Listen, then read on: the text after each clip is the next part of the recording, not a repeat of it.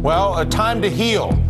Here on the DR Show, we have been collaborating, as you may know, with others who are seeking to change through their behavior and their advocacy the very culture of the relationship between young black men in this country and the rest of this country. And as comfortable as this conversation is for many, refusing to have it has far too dangerous a consequence to not. They beat me so bad, they struck me across the face real hard with a billy club. I was scared. I was scared for my life. Police say the man, 25-year-old Rodney King, was involved in a high-speed chase and wanted as a parole violator. It was a traffic violation. How come they just couldn't arrest him and give him some kind of fine or something? Why'd they have to beat the mess out of him like that? It seems as though they were taking turns beating great, big, all-white police officers. There's absolutely no police presence down here at all. The case of Abner Louima, a Haitian immigrant who says he was beaten and brutalized by police. He's remorseful, he's upset, and for the wrongs that he committed, he tried to right today by pleading guilty. It sounds to me like excessive force was used. They killed him because he was black! Not guilty on all charges. Say sorry to the Bell family for the tragedy.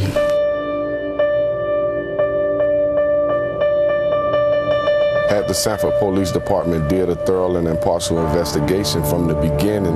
George Zimmerman would have been locked up from day one, and it wouldn't have been such a huge public outcry for the arrest. We need to challenge income inequality, economic injustice.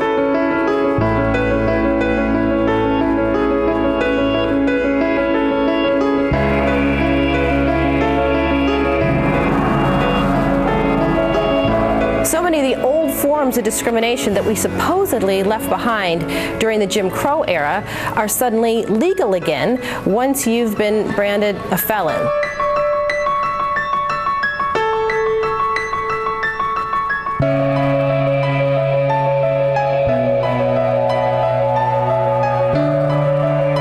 That is an ongoing problem, that cycle in and out of jail. And we found it's not helpful in terms of eliminating crime. In fact, it's the core of crime.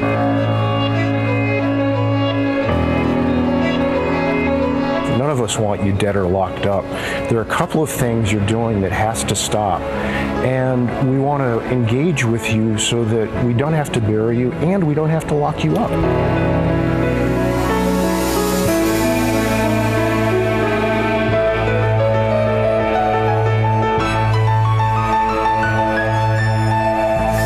You got to involve the participants. You got to involve people in the community. We're going to build this movement, and we're going to turn this situation around from the bottom up. And here with us now, the man who was speaking about this long before any of us would even admit it was a conversation that needed to be had. He worked side by side with MLK, helped organize the Million Man March, and is now currently CEO and chairman of the Hip Hop Summit Action Network. Also with us, along with Dr. Ben Chavis, is Jami Floyd, attorney, reporter, and really commentator who has been at the front row of almost every one of those cases that I just highlighted, but says every time they happen that we as a nation always fail to get beyond the incident to the underlying reasons that create a culture that would even lead to this. And finally, the man who has been among a small group of Americans achieving stunning results. You saw the 74% reduction in shooting. You saw the 55% reduction in Nashville, 74% in High Point. David Kennedy is the man who is long past blaming people for this problem and long ago working to heal the most acute symptoms behind a lot of this, most notably shooting one another with guns. He is co-chair of John Jay College's National Network for Safe Communities. He's also author of Don't Shoot, an advocate of the expanding Don't Shoot movement in this country. Dr. Chavis, what is the opportunity that we all have at this point in this movement to heal this relationship? Well, Brother Ratigan, I think that we not only have an opportunity, we have a responsibility. 2012 is not only a time for national elections. Of course, we need to get money out of the politics. But in truth, our country, America, needs to do some soul searching. And I think that in order to heal, you have to have a desire to heal. I think after the clip that you showed, I know it's 20 years since Rodney King, the Louima case, the Trayvon Martin case. We could go on and on. But we must not see these cases as isolated incidents. They're all connected. And I'm very pleased to be back on the show, back with David and with Jami and with you, so we can have this continuing discussion. We have to be responsible participants in our democracy. And there's a lot that's wrong, but I've come again on this show, Ratigan, to say that I'm somewhat optimistic because the young people in this country, at the top of your show you were talking about student loans. Look, man, we've got to make sure that our young people can afford to go to school, get the best education. This is not a question of garbage in, garbage out. This is a question of quality in, quality out. That's why I'm working in online education right now with a lot of our HBCUs around the country. Yeah. So I'm going to continue this discussion. We're not going to finish it, but I want you to know that we need to do something about what's happening to black males, but not only what's happening to black males, to all people in this country who will be discriminated against because of race, because of skin color, or because of some cultural distinction that makes people want to take your life. Jami, you've spent your meaningful portions of your television career on TV being asked your opinion about a given incident.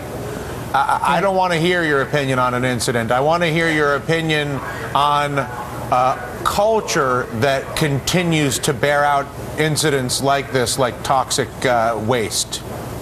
Right, right. And I want to thank you for having this conversation, because this, Dylan, is the conversation we need to have. Dr. Chavis just said something critically important. This is not about, and so have you, this is not about a single incident. This is not about a single case. All of these cases in that beautiful piece you just aired, they're all linked. And they're linked to so many other cases that you did not have time to go over. Countless cases that we all know, going all the way back to Emmett Till and before.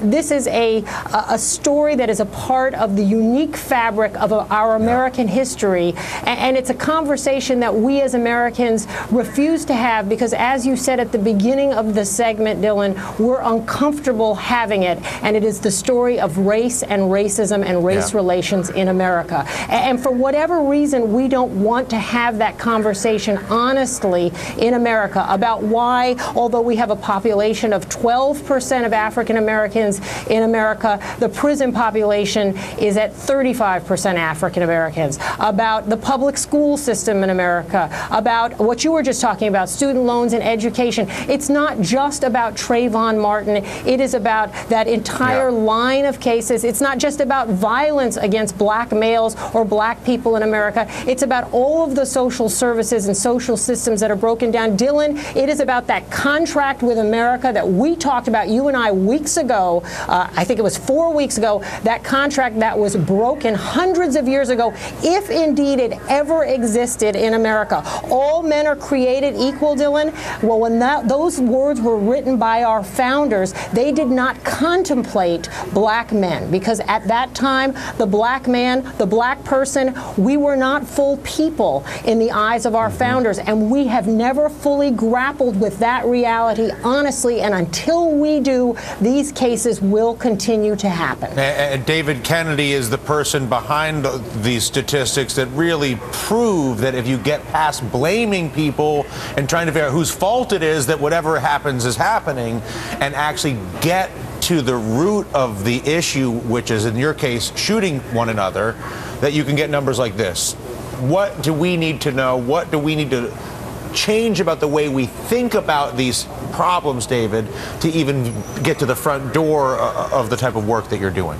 Well, we need to understand, and Jami nailed it, white folks look at these incidents as incidents. Black communities and minority communities look at them and they see history. And white folks unpack what happened this time, and the community says, why does this always happen? Why do you always do this to us? And that's a relationship. It's not about this moment. It's about the relationship and the work that I do between especially law enforcement in the community and law enforcement and the guys on the street and the community and the guys on the street. And what you discover if you're circulating in those worlds is that each of those worlds has a terrible story about the other. So Jami told one story about white America. My narcotics cops look at the guys on the corner and think they're sociopaths, and they look at the angry communities and think they're silent because they don't care what's going on. And whatever the cause of all this, it turns out that you can do almost post-apartheid reconciliation. You can say, we can't do anything about that history, but none of us like what's going on. None of us want to keep on doing this. We have to find a way to move forward. And again, on the stuff that I work on, which is people carrying guns, people taking over public space and selling drugs, the cops don't like it, the neighborhood doesn't like it, it turns out the guys on the corner don't like it, and you can do reconciliation work. And we are working in communities that hate the police, that won't snitch, that won't testify, and 3 months after we start this kind of brokering process, they're in the same place, they want the same things, the drug markets are going away, the guys with the guns have calmed down. It's amazing.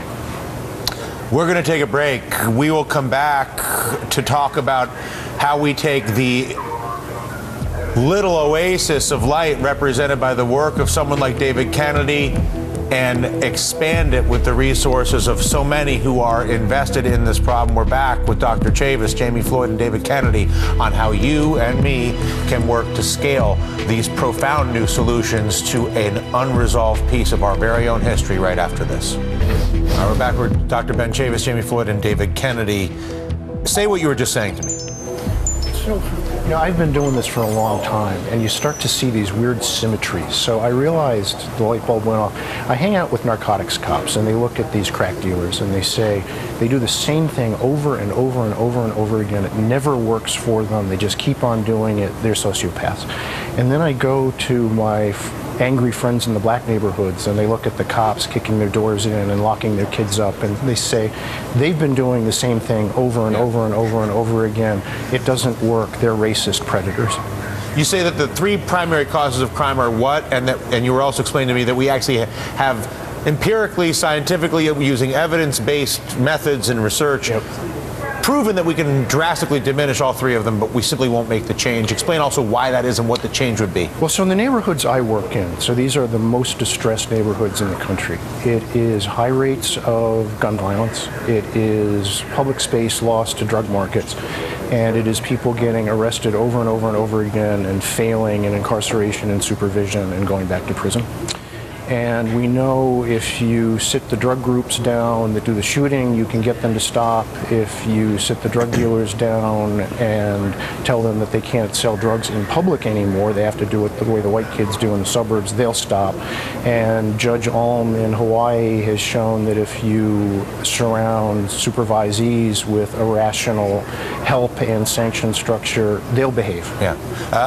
Dr. Chavis, what can people, how do people get involved? How do people help you? How do people provide more support and really escalate the temperature in this debate in a way that is constructive? Thank you. Well, first, Dylan, I want to thank you. You know, this is a continuing discussion. During the break, my Twitter was going off. We're getting, people are very angry about some of the things we're discussing, but we need to channel our anger into a constructive modus operandi. Go to occupythedream.org. We want all of you. We need an inclusive movement to transform our society, to transform our democracy, to get money out of politics, to stop the mass incarceration, and to stop all the discrimination that's going on. But if Dr. King were alive today, he would encourage us to work together. I think David said something very important about building relationships. Let's continue to work together. Let's continue to speak out together. And let's roll up our sleeves and get in these communities and make a real difference. Jami, How do you reconcile the emotion that I think everybody feels to varying degrees that typically leads to both resentment and frustration? How do you take that type of despair that goes unresolved and convert it into some form of action that allows you to feel that you are at least turning this pain into something of value? Well, I like the word that Dr. Chavis just used and is used in many of his blogs on the Trayvon Martin case. Channel. Channel your emotions, channel your action, your anger. As in many of the cases, Dylan, that I've covered, whites and blacks do see the case differently. 75% of blacks and Latinos think this was about race, and only about 33% of whites think that this was about race. But David is exactly right. This is about relationships, and relationships can always be rebuilt. We can fix this. It's just about a conversation, Dylan, one that you're starting here. Yeah, well, it's a privilege to have the opportunity to do it with you all, and we, of course, thanks to Volk at NBC for giving us a platform to do so in public. Nice to see you again, David. Dr. Chavis, I look forward. Jamie, you as well.